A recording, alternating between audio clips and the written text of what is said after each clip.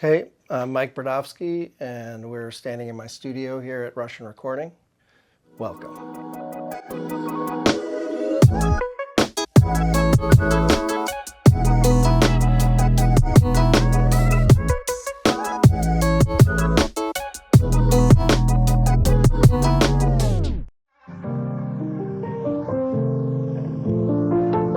What's up, Mike? What's up, man?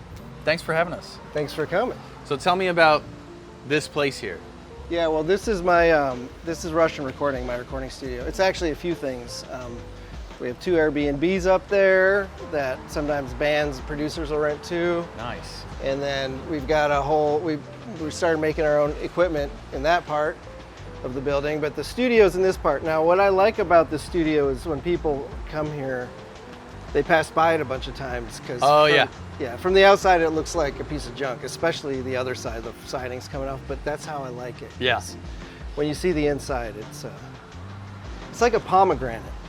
It's nothing much from the outside, but then there's all these juicy jewels on the inside. All right, come on in. After you, cameraman. Nice. This is what we call the foyer. All right. It's spelled foyer, it's very confusing. Yeah, so basically this is the center where you walk in, and then usually the bands will have a bunch of shit with them, and then I tell them to come here. Perfect. Oh, yeah. Yeah, you definitely, this is an optical illusion from the outside. Yeah. Cool. I'm used to it, but people, when they first come in, they're always like, what, this is in here? So yeah, this is our live room. Wow. Wow. Take a drink every time I say, wow. Wow. Let's keep Owen going. Wilson, yeah. This is so nice. Thanks, Cool. yeah.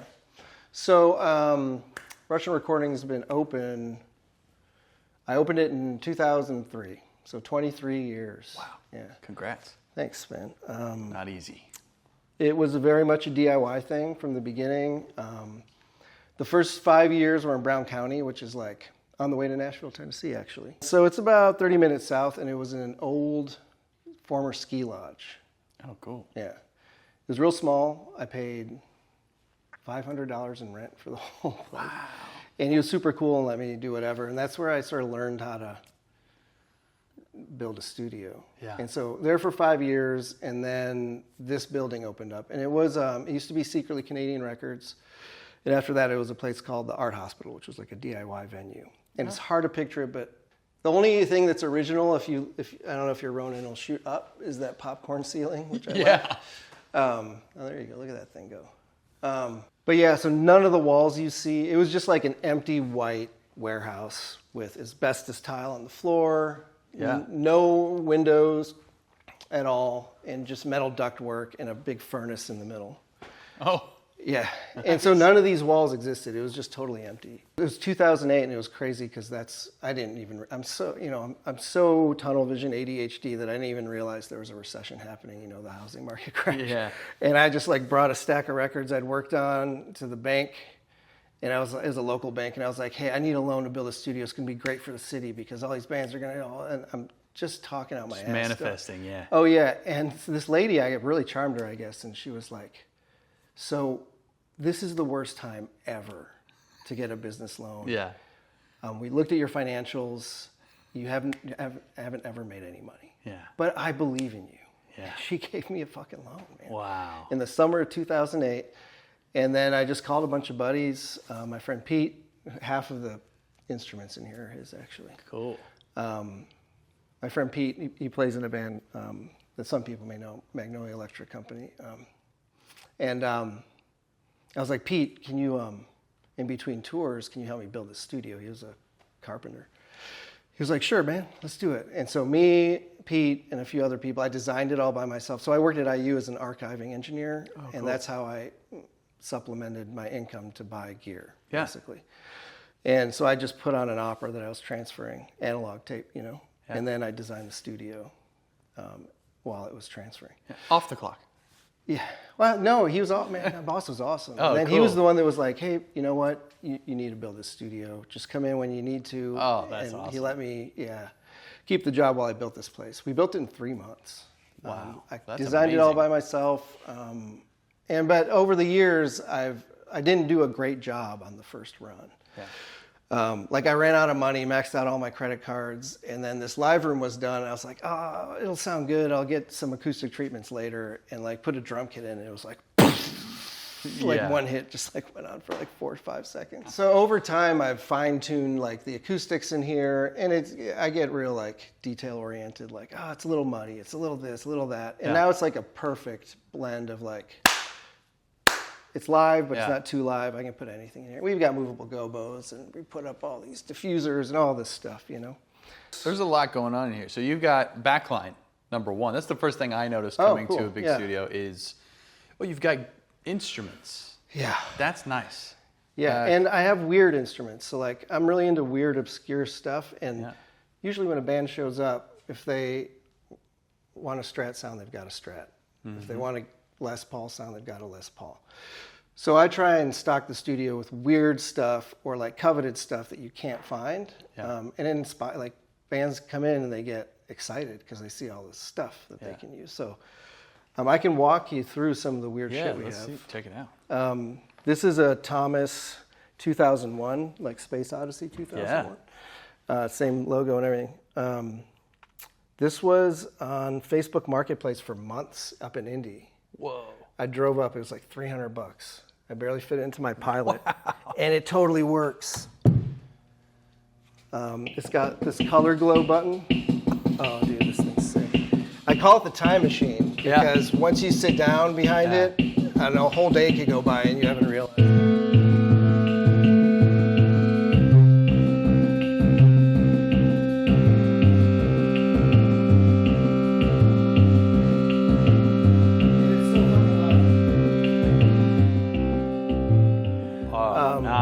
Yeah, it's crazy. And this actually isn't part of it. That's a Moog siren that looks like it's a part of it. Yeah. But funny enough, Thomas is the factory that built all the Moog synths in the 70s. Oh, cool. And this is the one thing they made themselves, and it's clearly like mid-century mod. Yeah. Like I think in the 70s it retailed for like $12,000, which would be like, I don't know, $100,000 now, something stupid. So yeah, this is a cool thing. And you know what? Let's be honest. It's been used maybe twice ever on a record. But it was pretty magical when it was used. Wait till Beck comes in. That's right. Beck will make a whole record on this thing. Yeah. There's actually a hotel in LA that the entire hotel was designed based. They have one of these in the entryway and like the entryway models, the shape of it and everything. This is a really cool bass synthesizer that my friend Pete, you know the Keybase? Yes. Yeah. It's amazing. And so when it was first here, I'd go, so our furnace was in here, and I go in there and get stuff, and then I come out here and I'd be like, dude, I just saw this. What the fuck, Rheem? I went in there, same logo, same everything. Rheem makes furnaces. That's what you know about. But the dude had a son who was like playing bands in the 60s and convinced his dad to make some instruments and made this. I don't know if they made any, I think they only made the Keybase. But it's like for like sub bass stuff. Yeah. It's magical. Oh yeah. The Mini Korg. Was made famous by the Cars. It's like the first analog synth that was easy to use. Like instead of all the LFO, all that shit, you just like flick a few things till it sounds good. Here's a cool secret that a lot of you probably know. This is a Roland Juno through and through, but it's not called that. It's called the HS60. Synth plus 60, what is that? Well, it's just a Juno with speakers built in. And that's the only difference. And you can get it for like 20% of what a real vintage Juno would cost. Well, we're going to blur and bleep all this out. And I'm going to buy 6 of them. And then we're going to unblur and bleep it. Yeah. The only thing you need to get like they're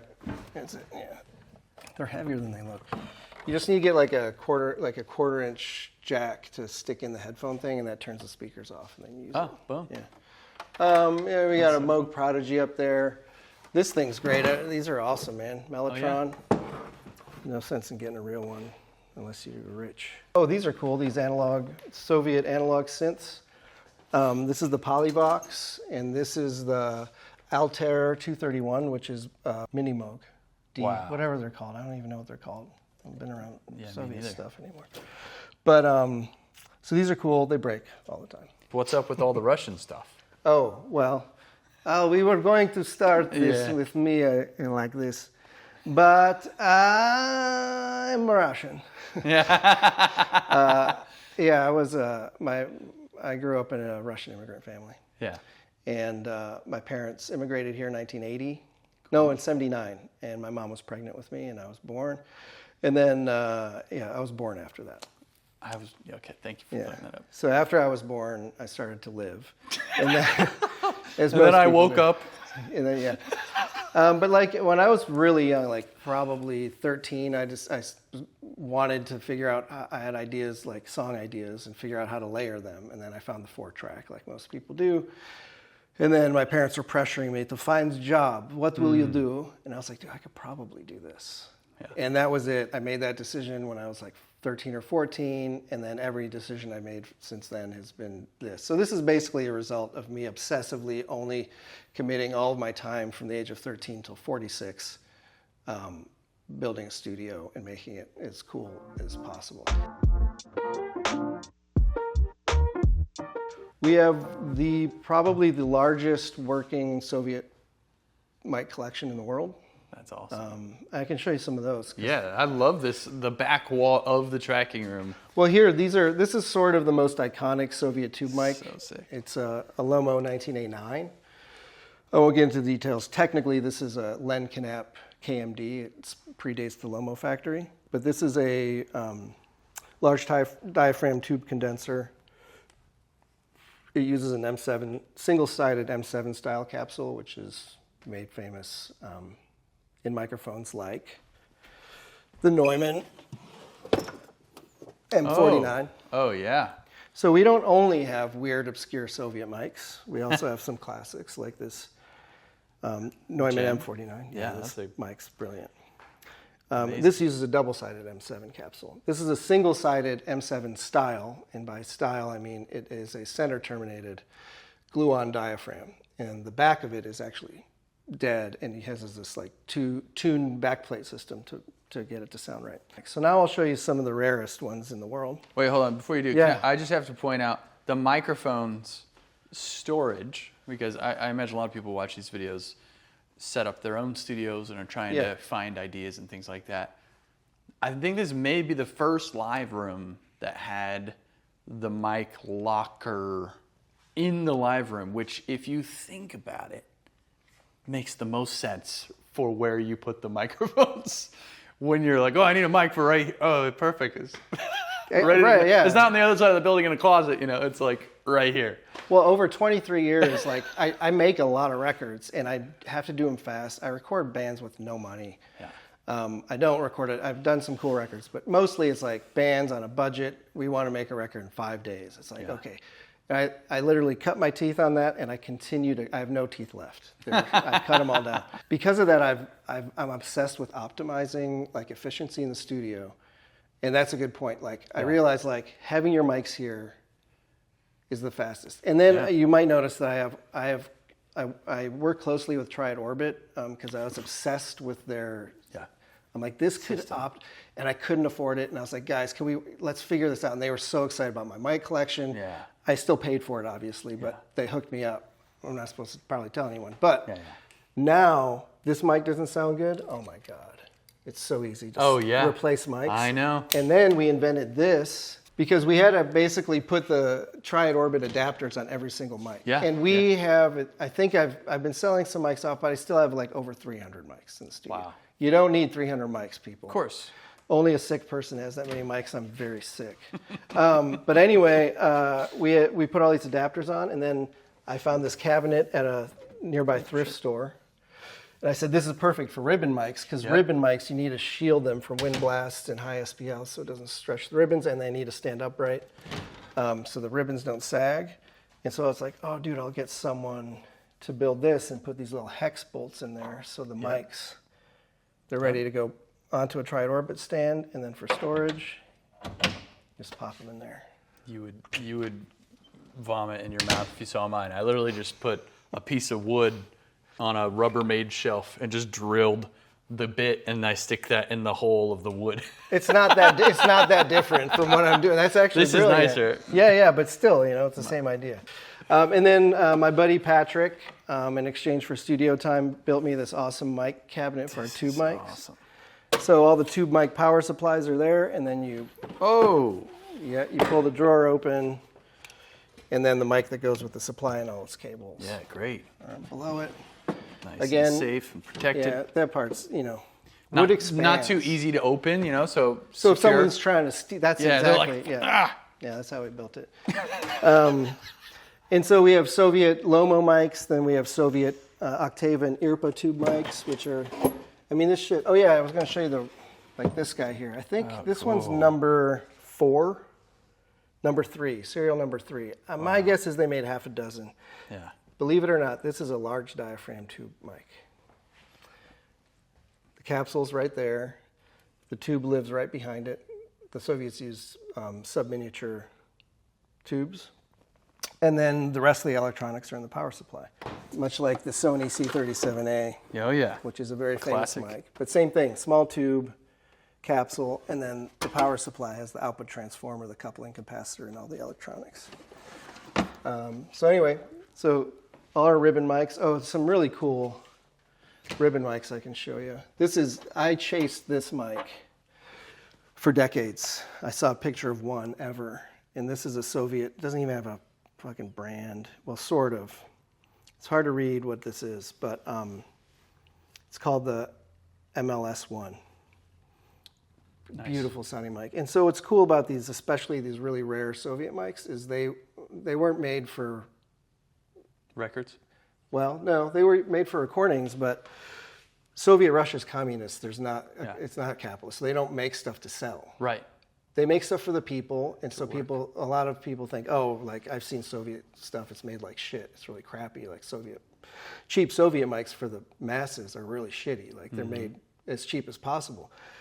But the top of the line, the high-end mics for like speeches, like Khrushchev's speech or whatever, for their cinema, which was the highest form of art in Russia, for orchestral recordings, they made the finest microphones, but they only made like a dozen of them. One for each studio that's like in Moscow and Leningrad or whatever.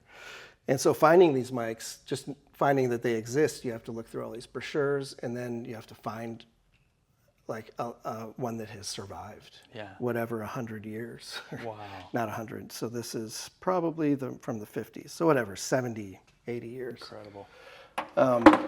And they sound like, Cole Picks, vintage Cole Soudarth. Yeah, so he's a good buddy of mine. He's ribboned well over 100 to 200 mics for me. And so we're pretty close buds. And he's looked at some, he gets real excited when I send him some of these mics because he'll never see one again. Yeah. And some of these, he's like, dude, no one's ever made a ribbon mic like this. The engineering is absolutely out of this world. You can like see the inside of this guy. I know of about 3 of these that exist. Again, I bet only a couple dozen were made. Can you see inside of it? Oh, yeah. So you see that weird double magnet? Yeah. That's the ribbon motor. And it's a super thin ribbon. And Cole was like, dude, I've never seen anything like this. That's incredible. It looks like a RCA 44A. And, they made it look like it, but it definitely sounds a lot better than a 44.8. And these are all our tube mics, and then these are condensers and dynamics, and this is where we start getting into more modern mics. I've got all the new Shure mics. They were here actually pretty recently shooting a video with all their whole new line of mics. And then, those are new. I thought you were being facetious. No. These are the brand new KSM. They just came out with like a few months ago, and they're cool raw. I've seen those. These are awesome, yeah. You can literally fucking kick this thing and run over it with a car. It'll keep working. Wow. Yeah, so then as you can imagine, all these drawers are filled with Sony condensers, and then you just keep going, man. Wow. I could go on forever. Yeah, I like this piece too. This is like an archive. Yeah, I had my eye on this thing. Honestly, I spent too much on that thing, but I couldn't. I was obsessed. Yeah. Is it Restoration Hardware? Is that company? Is that what they're called? And they have like fancy furniture, Yeah. but they also have like, they restore old shit and sell for way too much. I watched it was on there for like a year, and I kept messaging him like, listen, you're not selling it. It's too heavy. And I finally got him down to like a reasonable price. Yeah. I was like, I'm going to use it for mics. Don't you fucking care about what I care about? But anyway, it's pretty cool. And then, we lined it with mini cell foam to make it cozy. But this is my favorite piece of equipment. You guys ready? Yep. Oh, nice. It's like an old surgeon's table. Yeah. Hop on there. I don't ever use this feature except yeah. when I'm showing yeah. people what it does. But in here we have our tri-orbit adapters. Perfect. It goes on for, I like to organize stuff. Sometimes I stay late just to organize my stuff. And then this is one of my most viral studio posts was my DIY mic hanging. These you can get for $117 at your local hardware store. Nice. And then even a heavy ass tri-orbit stand. It's made for tools or shovels, but it also works for that. The whole project's like $72. You know, watching these videos can be crazy because you're like, how did these guys afford all of this stuff? What am I doing wrong? You're not doing anything wrong. What's missing is there's 10 to 20, sometimes more years of just acquiring one thing at a time, working endlessly to get the next thing to eventually build what our dream studio setups that then at some point we can showcase in a cool video like this. And something that's really helpful to be able to do that is our friends at Sweetwater who are sponsoring this video.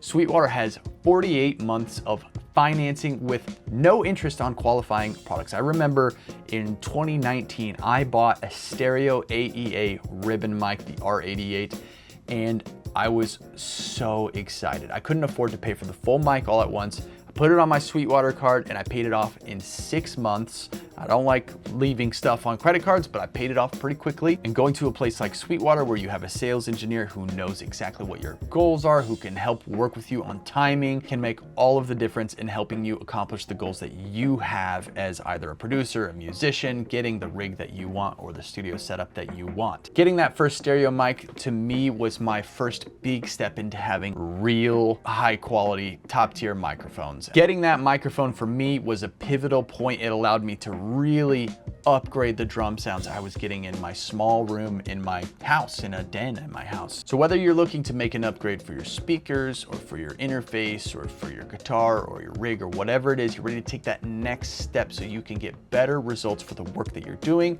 check out Sweetwater. I'll put a link to all of the equipment that I use that you see here in my studio. Pretty much all of it came from Sweetwater, so you can find links to that stuff down in the description. Thank you, Sweetwater, for sponsoring this video, and back to you, Mike. Okay, so we were in the live room. Now this is our little dead room. It's one of my favorite rooms to record in, actually. Despite having this beautiful live room, this is a clinically dry dead room. You could probably hear now that I moved into here that it's very dry. Oh yeah. It's great for bass. Yeah. Our Ampeg flip top Flippy here. tappy. I love it Killer. for drums, for vocals. Oh yeah. I love it for drums. And it's not, I shouldn't say clinically dry. So like I've been in a totally flat dead room Yeah. and it's not super musical sounding. This has whatever buildup, whatever happens in this tiny room sounds awesome for drums. It's a lot of panel options in here too. Oh yeah, you we can look throw at that. a whole freaking thing in here. So This is yeah, rad. thanks man. Yeah, I really obsessed over, when we rebuilt the console, which we'll go over, I also redid all the wiring in the studio, and every room shares mic inputs 1 through 24. Cool. And then beyond that, like this room goes 33, 34, 35, so it has its own independent. But that way, you can patch in a whole session, 1 through 24 in various rooms. You just have to keep track. And when you get to your desk, you don't have to patch a goddamn thing. It just normaled through all the channels and you start recording your band. Man, that when it's done is so cool. But to set it up, well, you know what? would suck. And we did, like when you're soldering a patch bay, that's a huge pain in the ass. But I got these boxes because it's all in DB25 now. Oh, cool, yeah. So I had Redco Audio build me a DB25 box where 1 DB5 goes in and 3 come out. Oh, cool. And I tested and everything, and it worked great. So, and then we have this private queue. This has been really amazing for bands because that used to be the weak spot is our headphone system. And you have the good connectors too. So we got 6 of these. It makes it super easy. People can yeah. do their own mix. You do have to teach them how to do it. Yeah. Most people know how to do this shit now. Musicians. Yeah, and so it's also set up so that you can send anything anywhere in the studio from any room to any other room. If you head over here, so usually I have them with the talkback mic on here. Yeah. And yeah, Triad Orbit makes it so fucking easy. But I love that you did the same thing because I was so proud of this. I even got these weights down here. Yeah, that's legit because they will topple. Yeah. And nowadays, like, you can be sure that if you thought of something that would be cool to exist, it already exists. So I just like looked it up. I was like, are there stand weights? Boom. Got these. And it makes it super easy. What else was I going to say about these? I don't remember. Oh, yeah. I took it one step further because these talkback mics. So these are actually Soviet talkback mics.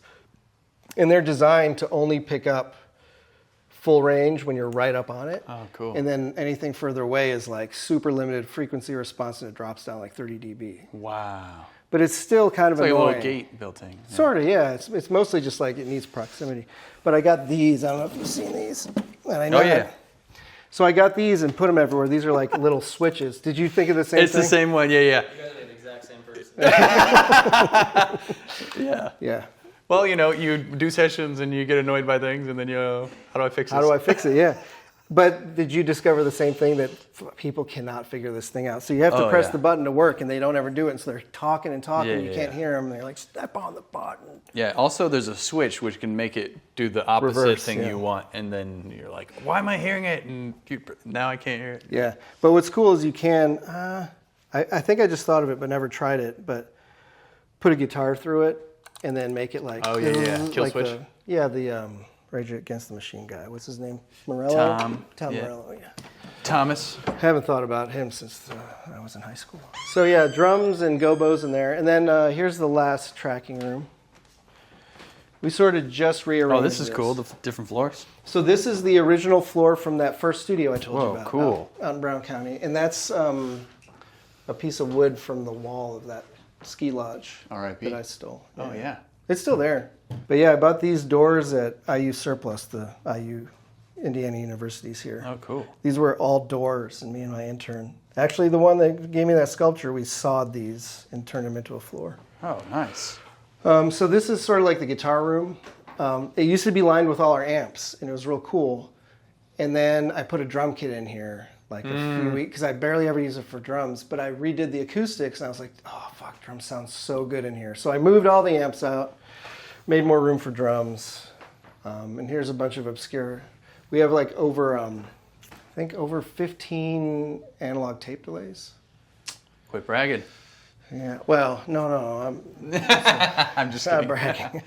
It's definitely Inside a joke, disease. inside joke. But these are cool because they're the same one, but this one has a switch that doubles the time. So for Oh, stereo cool. work, it's really cool. Yeah. So you pan one left, one right, and then you have it, and so does the ping pong effect. And then pedals and shit. Yeah. No, this is awesome. I have to point this out. This is the stuff that I see. So you got this panel here, right? Yeah. Carbon copy for each one, Yeah. right? And then you said it's like a DB25 that splits off to 3 different places. Mm-hmm. One question I have: the split, are they different lengths measured for the run? Yeah. Equal runs. Yeah. Amazing. Okay, and then this, I never understood or had thought about how this works. Like, where's the cables? Until I built a room for a guy, and then I went to put it in the wall, and I was like, oh, the jacks and stuff are sticking out so far. How the hell do I? It's a nightmare. And so I built a Same little thing? box, a box for it to like stick out. But I just noticed you have yours like up on like a cool little post to hide it, Yeah. and also to make it higher. Yep. So you're not fucking. Yeah, because they're usually on the bottom. I didn't want to Exactly. bend over. Yeah. So cool. Well, and to be clear, I did it wrong like 4 times until I came to this version. It's okay. We don't have to. Yeah. I mean, I did it right. I did it right the first time. Well, you did. A shit ton of amps there. Got the soft take stuff. Yeah. Shout out to Max, my buddy Max. That's his favorite kind of Oh, amp. cool. Yeah, this is a funny one. This was my first tube amp when I was a teen. Whoa. And I got it in Cleveland at this place where it was split in half. They sold lawnmowers and snow blowers in one half, and they sold tube amps in the other half. Dude, And I that's a got cool this. owner. Right I there. know, man. Yeah, you just like to cut grass and shred. And so I got this thing, and then in college, I left it in someone's basement, and then it didn't work, and I took the enclosure off, and then the landlord threw out the enclosure, but I got the amp, all this shit, and it didn't work. And finally, when I got it to work, I was like, I want to go fucking nuts on my first amp, and had my buddy do like, this is Japanese dovetail. Wow. So as a result, it weighs too much to carry it around. Of course. Yeah. But it works, and it looks cool. And then I wanted Russian lettering. And so if you know Russian, then it makes sense. But if you don't, you know, some Cyrillic letters are the same as English, but they're, so this in Russian says Sovtek. But to all you non-Russian speakers out there, it looks like it says Cobtek. Cobtek. And I didn't realize it would look like that until I built it, but that's okay. Cool. And unique, one of a kind. That Literally. one's one of a kind. Yeah, I like weird stuff. Jazz Chorus, Fox AC30. Should we go in the control room? Yeah.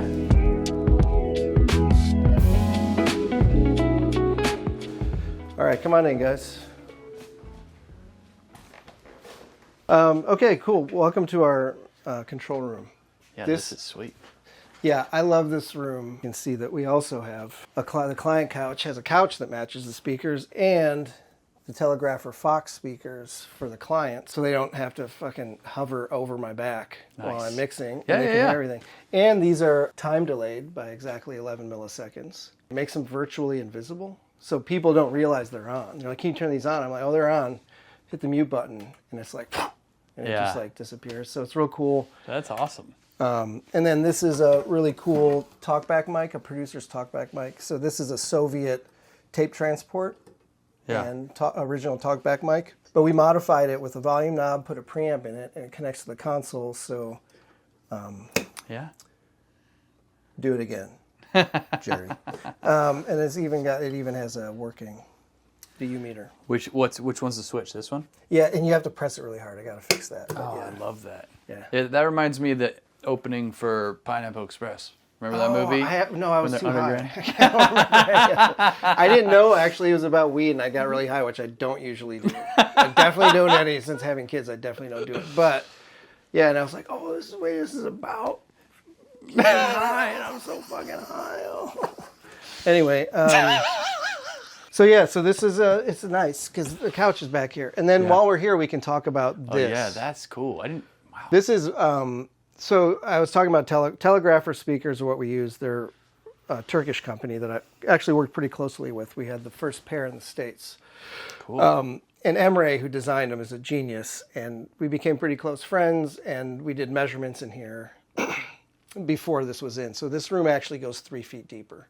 Cool. And he was like, we need to fix these resonances. And he designed this acoustic trap in the back for me. And the outer edge where the holes are, that's a 3 foot deep Helmholtz resonating bass trap. Wow. And then what's even cooler is this center diffuser.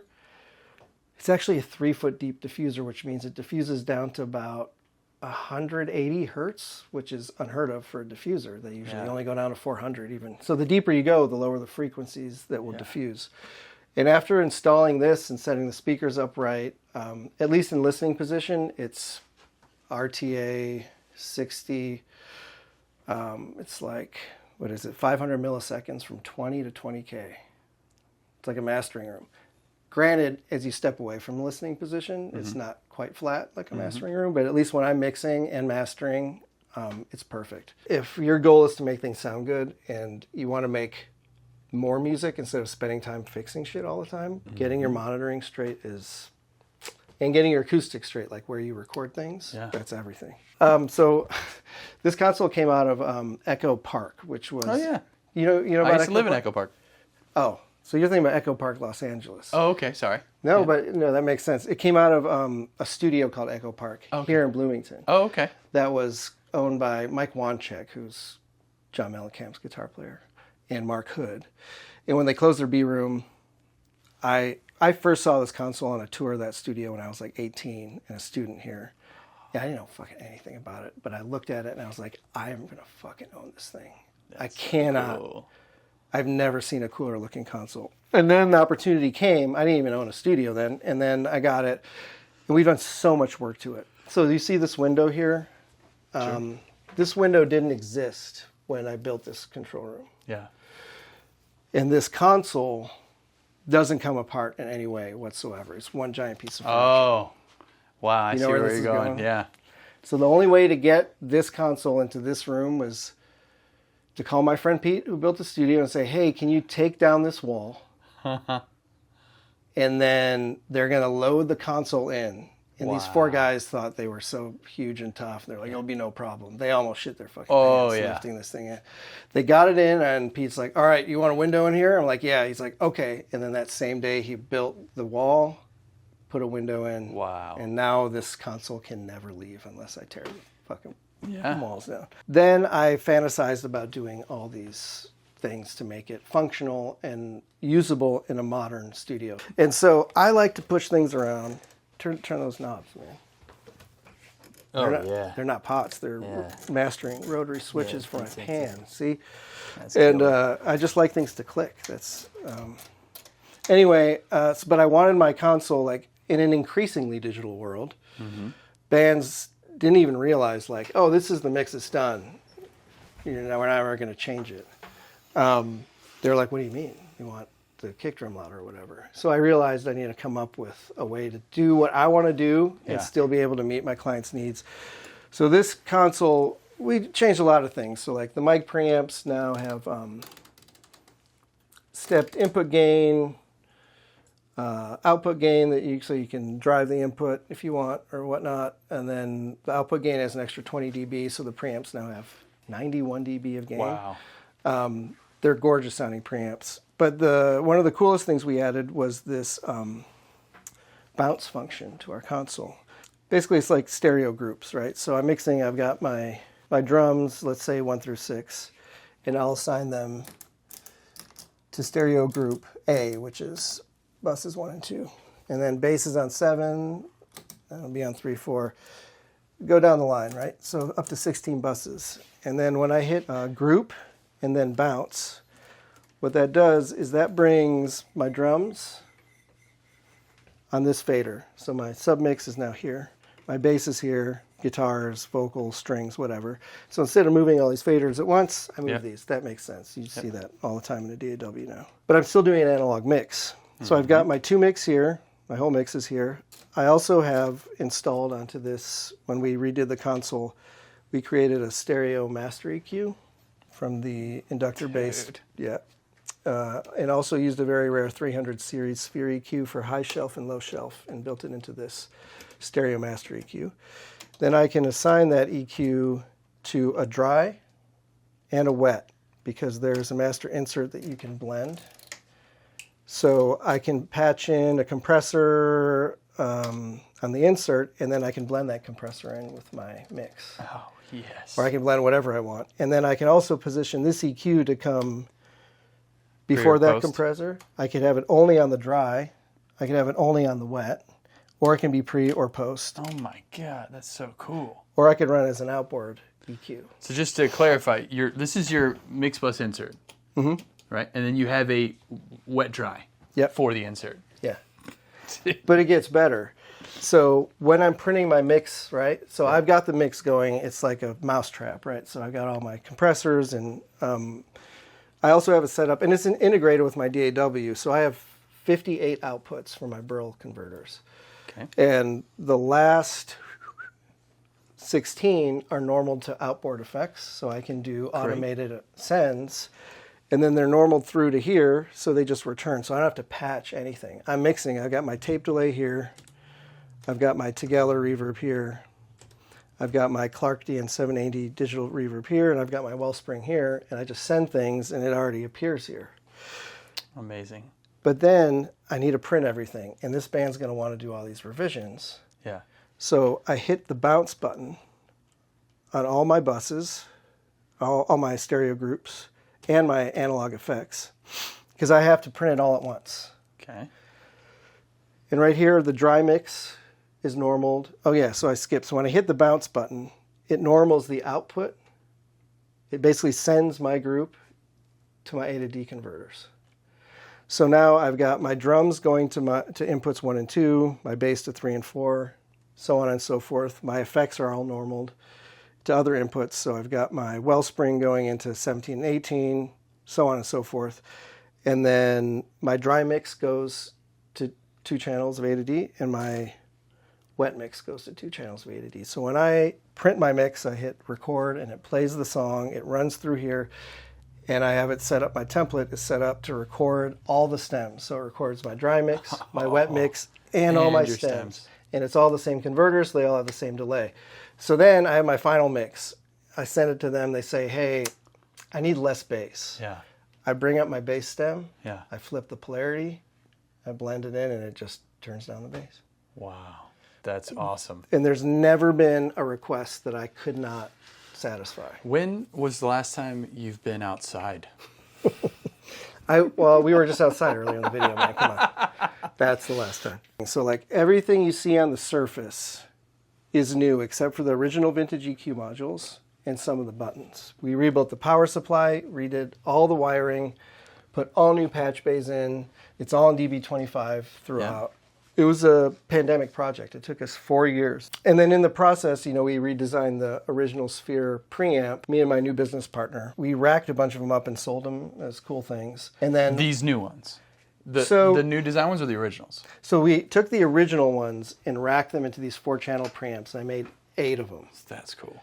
And those sold instantly. And it was over the top. Yeah. But I sold them on Reverb. This is like 7 years ago. Then based on that preamp, because basically we took the original cards and added all these features. Okay. And people loved them. And then I was like, dude, I want to do that to my console. So then we rebuilt the whole console during the pandemic. To make the console, he had to make new op amps. And then we redesigned this preamp. And then we were like, we can make these preamps. And now we started a company making preamps based off of the console. And if you look at it, it's all the same features, but just on switches. Same input gain. Nice. So what it does, you've got up to 53 dB of input gain, but it has 2 amps in it. So there's the input amp and there's the output amp, just like on the console. And so the output amp has another 20 dB of gain. Holy cow. So that gets you up to 73. But then we're recreating the original input transformer. Has a secondary tap for high impedance, which gives you like another 9 dB of gain. Nice. So anyway, so we ended up making these preamps, sort of for fun, and then, I showed you all my mic stuff, the Soviet mics. Wait, so hold on, question. Yeah. Sorry to interrupt. I know, I'm just Sphere all over the place. Yes. is the original preamp. You're recreating them, and then Yeah. did you buy the Sphere name or something? I'm really glad you asked. So first of all, this isn't like a recreation. So these are, Stucker's my business partner. He's the one that rebuilt the console with me. Cool. I'm the guy that has the crazy fucking ideas, like Yeah. this will be fun, like can we do this? And he's the one that says yes and then does it. So Wow. He's a genius. He redesigned the original Sphere SPA amp from our console Okay. and created his own op amp. Sweet. It's similar topology, but it's his own thing. Does he go outside? He goes outside less than me. And so it's our own thing. But Yeah. it's based on our new version of our console, which is Cool. based on the original. Sphere, the name is owned by someone else. He's Okay. made some preamps. It's called Sphere Consoles, I think. But this is Soviet American audio systems. Oh, cool. Much like my microphones, I too was conceived in Russia. See, I told you the joke. This all started as like I was collecting Soviet mics and was obsessed with Soviet mics. And then there's a cult following. So people that know about Lomo mics and Octavo mics, they're real serious about them. Yeah. And then I've been so obsessed. I know all about them, the rarest ones. I can fix them, and people came to me. And then I kept buying more for the studio and then selling them. And then I realized you can't find them anymore in good shape. Most of them have like fake parts in them and stuff if you do find them. And they're exorbitantly expensive now because you just can't find them. Yeah. So I was like, I want to recreate these mics. And I sent a newsletter out saying, hey, does someone want to invest in this company that I'd love to do this. And then we found another studio owner that was like, hey, I think what you're doing is cool. And so me and Stucker, my partner, we're like, hey, we can make these preamps, we can reissue these mics, and that's sort of how Soviet American started. And when I say started, I mean like we just started building them 2 months ago, and this is like our first prototype. I think we've made 10. That's killer. Yeah. And How fun. Yeah, they turn on, I swear. There they go.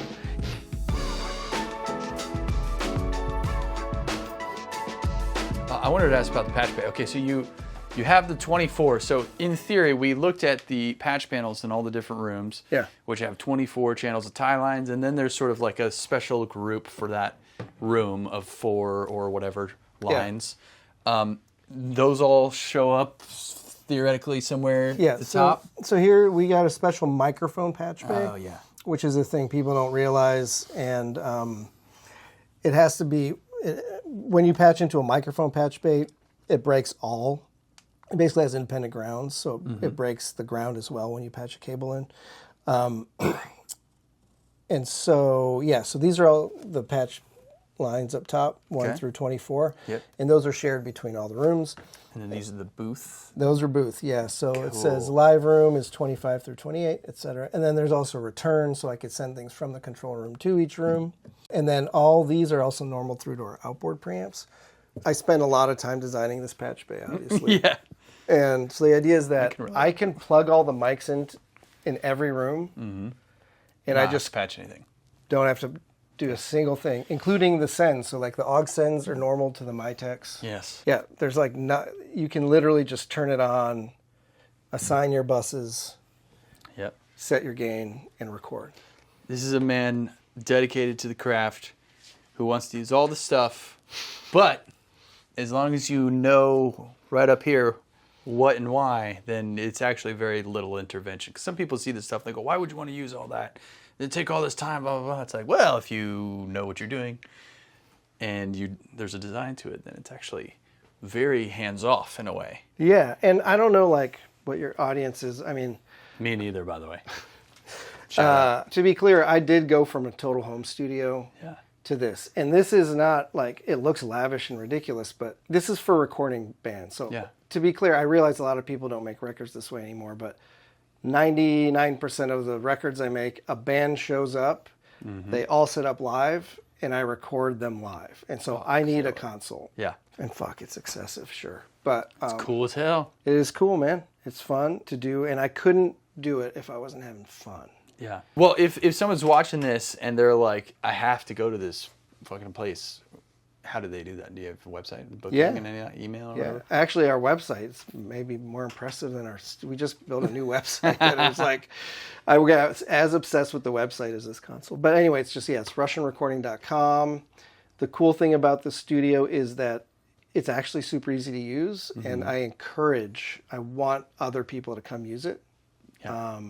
We get a lot of visiting engineers. We've even had engineers come up from Nashville. It's super affordable for what it is because we're in Bloomington, Indiana. Sure. So it's a lot cheaper to run a studio. We've got 2 Airbnbs, and then we've got 2 dorm rooms that are really comfortable, full kitchen, bath. So like people can come from anywhere and stay here and make a record pretty cheap. Killer. Yeah. Just Yeah. go check out the website.